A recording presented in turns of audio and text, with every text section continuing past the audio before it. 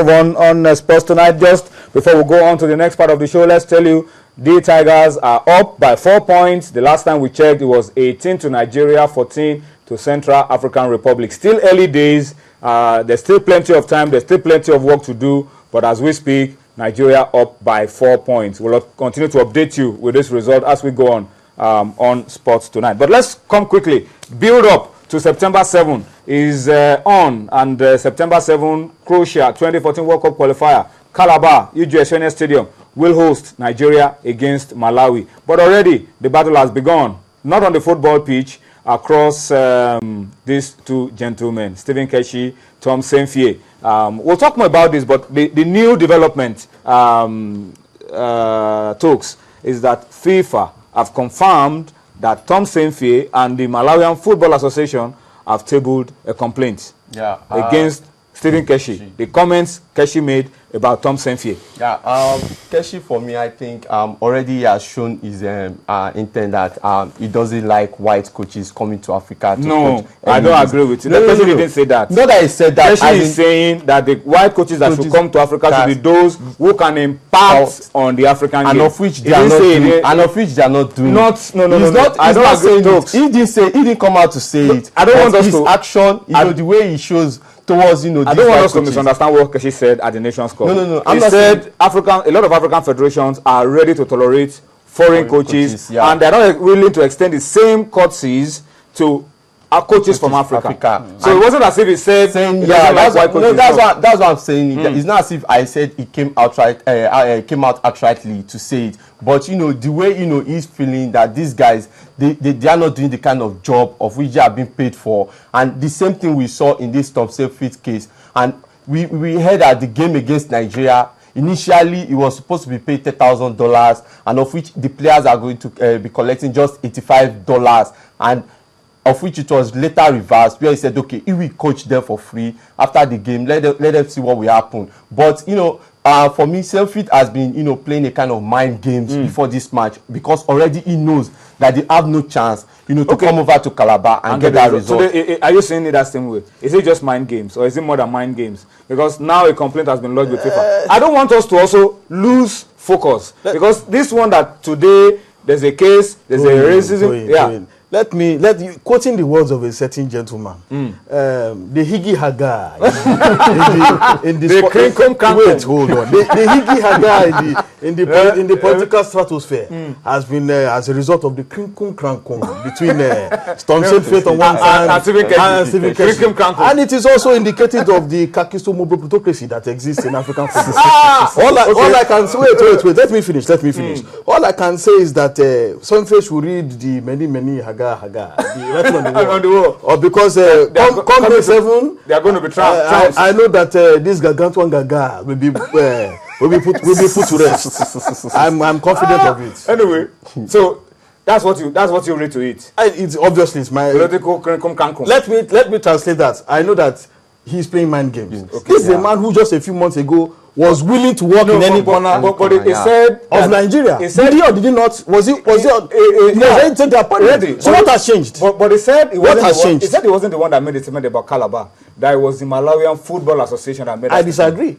I disagree at every point in time. He has been quoted severally by authoritative sources as having said that Calabar was unsafe. That Calabar did not have hotels.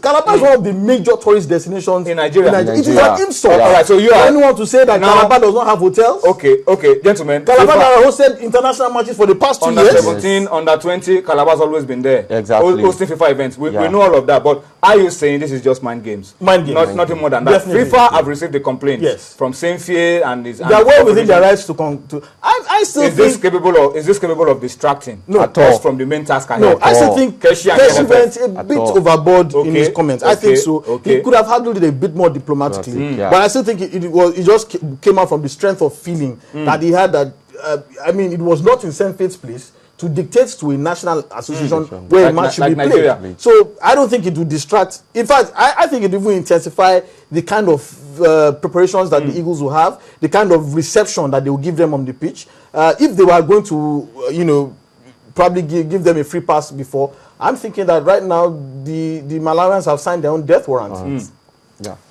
Okay, so that's what Tunde says. Just mind games. Let's see what happens when September 7 comes in Calabar. And I was telling you guys that I had a feeling that we trounce these guys the way we trounce Liberia. You said I shouldn't. I should keep it in the bag. Please. Anyway, I hope predict after the game. Okay. Anyway, I hope that the NFF will also do something to ensuring that Keshi and the boys stay focused on the task ahead. Senfie is a psychologist. Senfie knows how to play mind games. He knows how to distract the team. Let us stay focused. Let's talk Federation Cup very quickly. Warri Wolves are in the finals, and this is the first time in 43 years that Warri Wolves will be playing the final of the Federation Cup. I was told that 43 years ago they were not Warri Wolves. They were called Warri Wolves. They were called Warri Wolves. They were called Warri Wolves. Yeah, 43 years ago. Wow. And they played in the final, they lost. But this time, they are promising the players, win the cup in Lagos September 15, get car gifts. Of course, brand new cars. 43 years ago, they were called Warri Wolves. They were called Warri Wolves. Not Warri 11. No. Well, Warri Wolves, Warri 11, Warri something. This is 43 years ago. And this is the motivation. Go win, get car gifts. Yeah, I think it's a good one, you know, coming from the management of Warri Wolves and also, you know, those that are in charge of Warri Wolves, because this season, Warri Wolves, for me, they are playing the best of football. If you look at years back when they have been in the PFL, there was a point in time when they were keenly contesting with Kano Pillars at the top spot in the Nigerian Professional Football League. They are well funded. The players don't complain about not being exactly. So why should they not be contesting for everything that is available? Exactly. But you know, a lot of people, you know, have been looking at, you know, the kind of players they have, though they have quality on their side, because when Sunday Umba and Chigozie Agbe, when they left Warri Wolves, a lot of people are looking at these guys are going to be a kind of depleted side, but you know, they showed it that they are even better when these guys they left. And you know, it's a good one because we saw Kanu Pillars also, you know, receiving such kind of gifts a couple of days ago, you know, some days ago from their Warri Wolves have a lot of quality. So I think right now, yeah, they have a lot of quality, no doubt. They have shown it that they have a lot of quality. Etebo, Ogene Karu, the top scorers in the league. Joseph Osadiaye, a lot of them. Egwekwe Azubike, the captain of the team.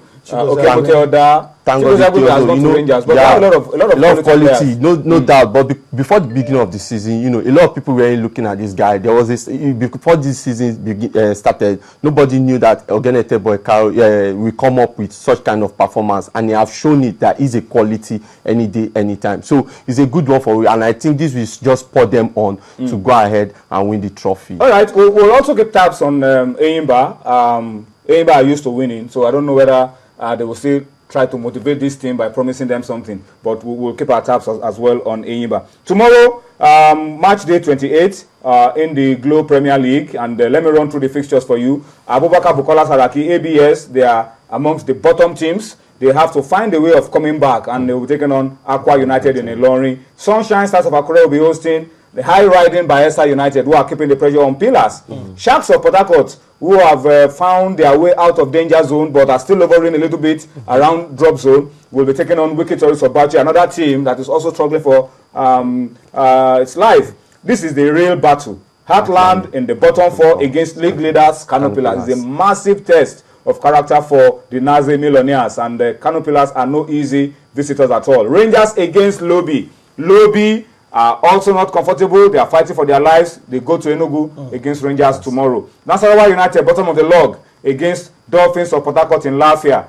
I mean, it's a game that Nasarawa must win because they need to get out of where they are right now. And Kadiri Kana is the man in charge. Enyimba against Gombe United, massive game in Aba.